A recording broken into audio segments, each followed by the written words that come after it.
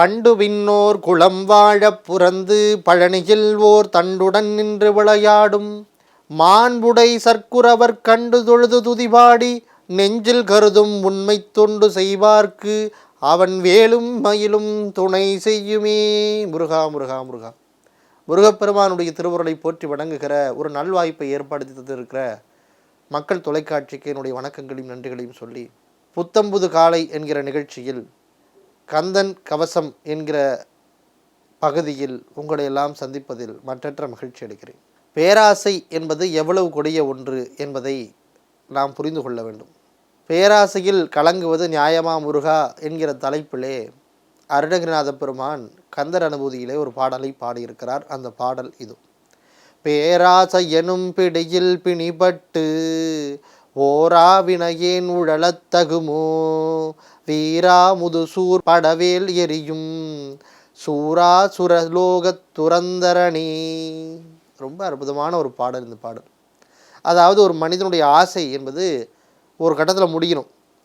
பக்தியினுடைய நோக்கமே வீடு பேர் தான். வீடு பேருனா என்ன?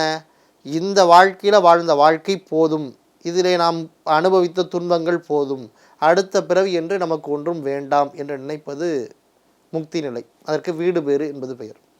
அதை அருணகிரிநாதர் குறிப்பிடுகிறார். எனக்கு அடுத்த பிறவி என்று ஒன்று வேண்டாம், எனக்கு இந்த பிறவி மட்டுமே போதும், எனக்கு முக்தியை கொடு முருகா என்று முருகப்பெருமானத்திலே கேட்கிறார். நான் இப்படி போன பிறவியில் ஆசைப்பட்டு திரும்ப அடுத்த பிறவி எடுக்கிறேன், அடுத்த பிறவிக்கு இந்த பிறவியில் ஆசைப்பட்டு அடுத்த பிறவி எடுக்கிறேன், இப்படி ஒவ்வொரு பிறவியாக பிறந்து பிறகு இறந்து இப்படி ஒரு வாழ்க்கையை வாழ்ந்துட்டு இருக்கிறேனே, இது எனக்கு வேண்டாம், எனக்கு முக்தியை கொடு முருகான்னு சொல்லிட்டு அதற்கு ஒரு உதாரணத்தையும் சொல்கிறார். நீ நினச்சா எனக்கு முக்தியை கொடுக்க முடியும். எப்படின்னா, சூரபத்மன் என்கிற ஒரு அரக்கன் இருந்தான்.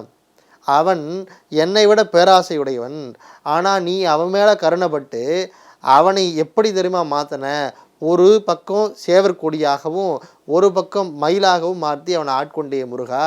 ஒரு கெட்டவனாக இருக்கிற சூரபத்மனுக்கே அவனுடைய பழைய கோபத்தையும் பழைய ஆசையும் தடுத்து உன்னுடைய வேளால் அவனுக்கு அருள் புரிஞ்சு அவனுக்கு அடுத்த பிறவி இல்லாத ஒரு நிலையை உருவாக்கி உன்னோடையே வச்சுக்கிட்டே முருகா. என்னையும் அதை போல உன்னுடைய கருணையினாலே அடுத்த பிறவி என்று ஒன்றும் இல்லாமல் ஆக்கி எனக்கு முக்தியை கொடு முருகா என்று கேட்பதைத்தான் இந்த பாடல் நமக்கு சொல்லி காட்டுகிறது.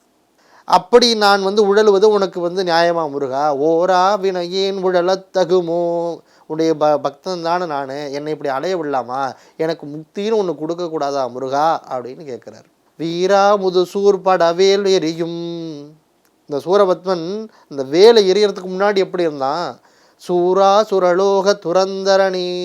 அவளை எவ்வளோ பெரிய கொடியக்காரனாக இருந்தான். அந்த வேல் போட்டு அவங்கள கொல்றதுக்கு முன்னாடி அவன் எப்படி இருந்தான்? அவன் எவ்வளோ பெரிய அயோக்கியனாக இருந்தான்? அவன் எவ்வளோ பெரிய பாவங்கள் எல்லாம் பண்ணான்? தேவர்கள் எல்லாம் அடக்கி வச்சுருந்தானே. அப்படிப்பட்ட தப்பு பண்ணவனையே உன்னுடைய வேலை எரிந்து அவனுக்கு முக்தி கொடுத்து அடுத்த பிறவி இல்லை அப்படின்னு அவன் ஆக்கினிய முருகா. உன்னுடைய பக்தன் தானே நான், எனக்கு நீ அருள் செய்யக்கூடாதா என்று கேட்பதாக இந்த பாடல் இருக்கிறது. இதை இந்த தலைமுறைக்கு இந்த பாடல்கள்லாம் புரியுமா அப்படின்றது ஒரு பெரிய கேள்விக்குறி தான். ஏன்னா அவன் இந்த பிறவிகள் அப்படிங்கிறதுலேயே நம்பிக்கை இல்லாதவன். அவங்ககிட்ட போயிட்டு போன பிறவியில் நீ பண்ண புண்ணியம் பாவம் தான் இந்த பிறவிக்கு வந்திருக்கு அப்படின்னா அவன் அதையும் கேட்க மாட்டான். அடுத்த பிறவி நீ ஒன்று எடுக்கக்கூடாதுன்னா இந்த பிறவியில் நல்லது பண்ணுறான்னாலும் அதை கேட்க மாட்டான்.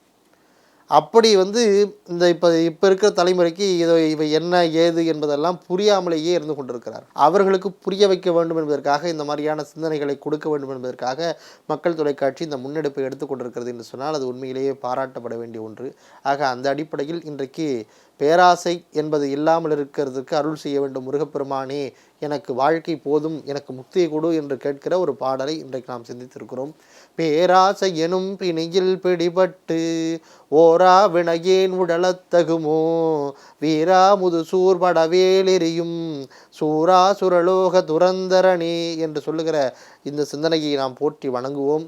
ஆரடன் தடந்தோள் வாழ்க, அறுமுகம் வாழ்க, வெற்பை கூறுசை தனிவேல் வாழ்க, செவ்வேளேறிய மங்கை வாழ்க, கொற்குடம் வாழ்க, ஆனைதன் நனங்கு வாழ்க, மாறிலா வள்ளி வாழ்க, வாழ்க சீர் அடியாரெல்லாம் என்று சொல்லி உங்கள் அத்தனை பேருக்கும் என்னுடைய மனம் மொழி மேகலினாலே நன்றிகளை கூறி விடைபெறுகிறேன். நன்றி, வணக்கம்.